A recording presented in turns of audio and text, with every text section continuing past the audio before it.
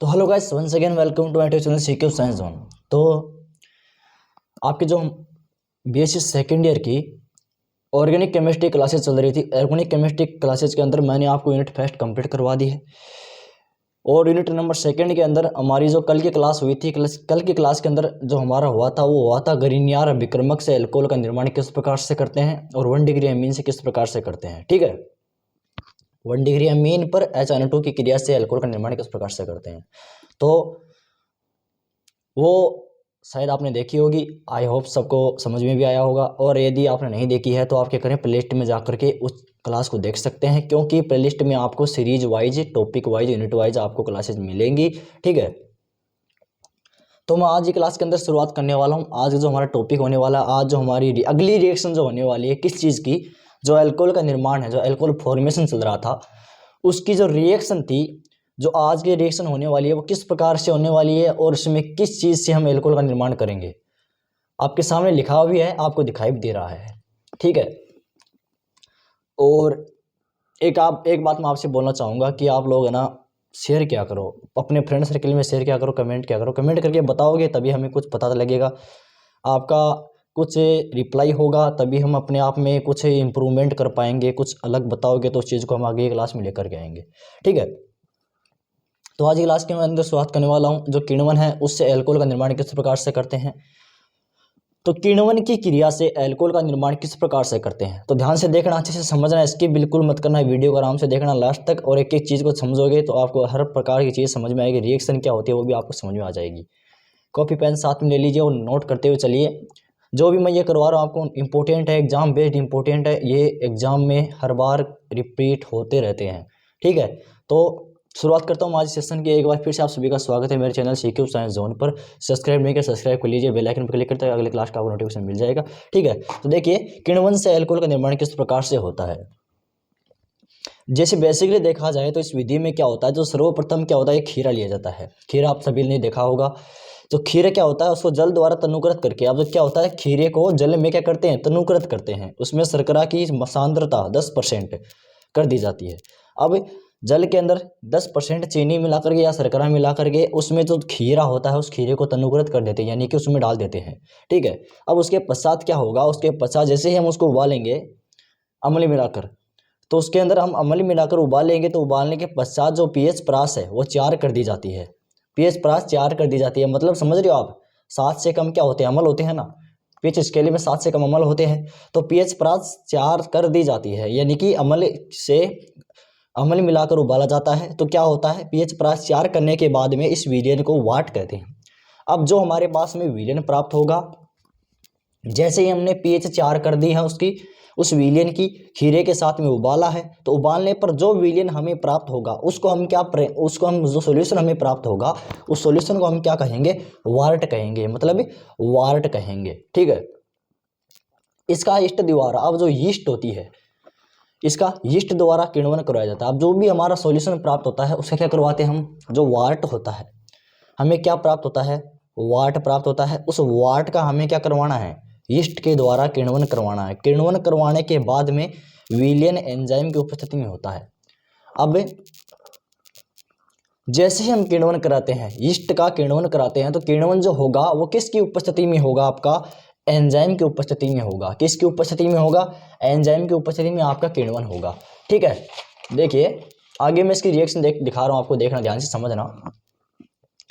Reaction में आपको शर्करा लेनी है, C12H22 और O11, यानी कि आपको कार्बन के 12 अणु लेने हैं और हाइड्रोजन के 22 और ऑक्सीजन के 11। इसके आपके जल के साथ में रिएक्शन करवानी है, यानी कि शर्करा की रिएक्शन आपको किसके साथ में करवानी है, जल के साथ में करवानी है। जैसे ही हम शर्करा की रिएक्शन जल के साथ में करवाते हैं तो हमारे पास में 2 प्रोडक्ट या 2 उत्पाद प्राप्त होते हैं। 2 उत्पाद कौन कौन से प्राप्त होते हैं वो ध्यान से देखना। एक तो होता है आपके पास में ग्लूकोज, एक होता है फ्रक्टोज।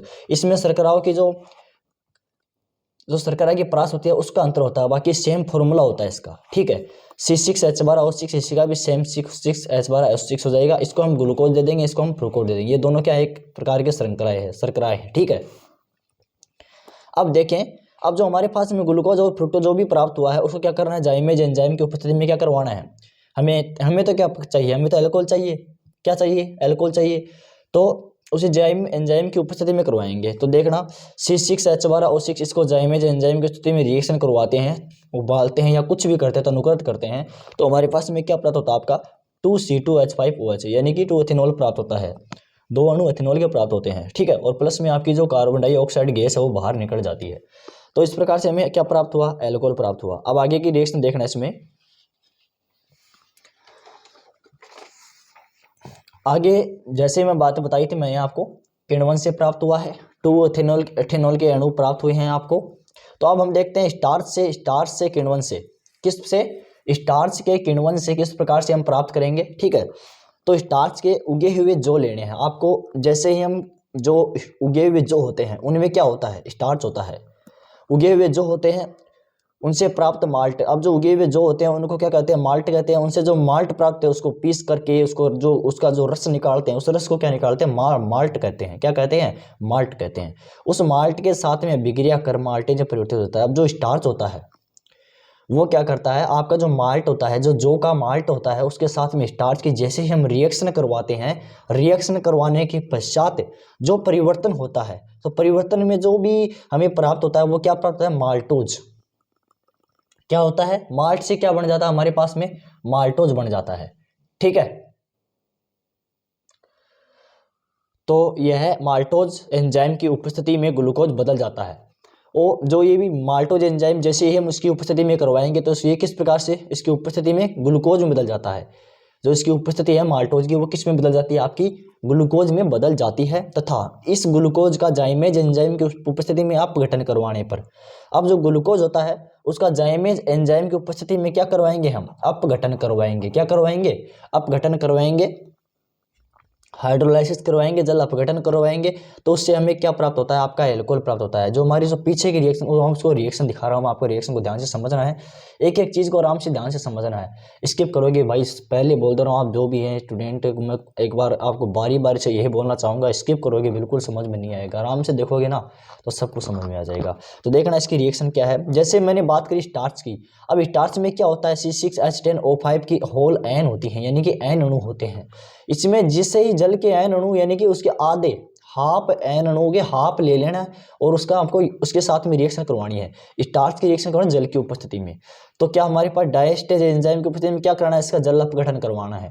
जैसे हम जल अपघटन करवाते हैं तो हमारे पास क्या प्राप्त होता है, C12H22O11, जो हमारे पास में किस प्रकार के रूप में प्राप्त होता है, माल्टोज के रूप में क्या आपको प्राप्त होता है, क्या प्राप्त होता है, माल्टोज प्राप्त होता है, ठीक है। अब इसको हम यहाँ पर ले आएंगे, ये आपको स्टेप बोल दीजिए या फिर कुछ ही बोल दीजिए, स्टेप के हिसाब से चलाना चाहिए, ठीक है। तो अब क्या हो गया, C12H22 और O11, ये जो वहाँ पर है ये इधर आ जाएगा। अब इसका क्या करेंगे, दोबारा से जल अपघटन करवाएंगे। अब किसकी उपस्थिति में करवाएंगे, माल्टोज की उपस्थिति में, H2O माल्टोज। C6H12O6 क्या बन जाएगा, हमारे पास में ग्लूकोज बनेगा और ये ग्लूकोज बनेंगे, ठीक है। अब इसमें से वापस ये अणु ले लेना है, चाहे ये ले लो चाहे ये ले लो, कोई भी एक ले लो। तो ले लिया C6H12O6। अब इसके जाइमेज एंजाइम की उपस्थिति में जल अपघटन करवाएंगे या फिर इसकी क्रिया करवाएंगे तो हमारे पास में क्या प्राप्त होते हैं, 2 अणु एथेनॉल के प्राप्त होते हैं। किसके प्राप्त होते हैं, 2 अणु एथेनॉल के प्राप्त होते हैं, ठीक है। और साथ में जो आपकी गैस निकलती है, कार्बन डाइऑक्साइड CO2 गैस निकलती है, ठीक है। आई होप सबको अच्छा लगा होगा, समझ में आया होगा कि शर्करा से, स्टार्च से किस प्रकार से हम एल्कोहल का निर्माण करते हैं, किस प्रकार से हम एल्कोहल का फॉर्मेशन करते हैं, किस किस चीज़ की जरूरत पड़ती है, और किस प्रकार से माल्टोज, फ्रक्टोज, ग्लूकोज हमें प्राप्त होते हैं, किस प्रकार से हमें 2 एथेनॉल का अणु प्राप्त होते हैं। आपने अच्छे से समझा होगा, लिखा होगा। और ये जो मैं क्वेश्चन करवा रहा हूँ इंपॉर्टेंट करवा रहा हूँ, ध्यान में रख लेना, एग्जाम में बारी बारी से रिपीट होते हैं, ठीक है। और शेयर किया करो, कमेंट किया करो और अपने दोस्तों को शेयर करें ताकि हमें भी थोड़ा मोटिवेशन मिले कि आप लोग शेयर करेंगे तो हम भी कुछ अच्छा अपने दे पाएंगे, ठीक है। और अभी तक चैनल को सब्सक्राइब नहीं किया, सब्सक्राइब कर लीजिए और बेल आइकन पर क्लिक कर दिए ताकि आगे की क्लास का जैसे भी डालें तो उसका नोटिफिकेशन आपको पहले ही मिल जाए। Thanks for watching this video.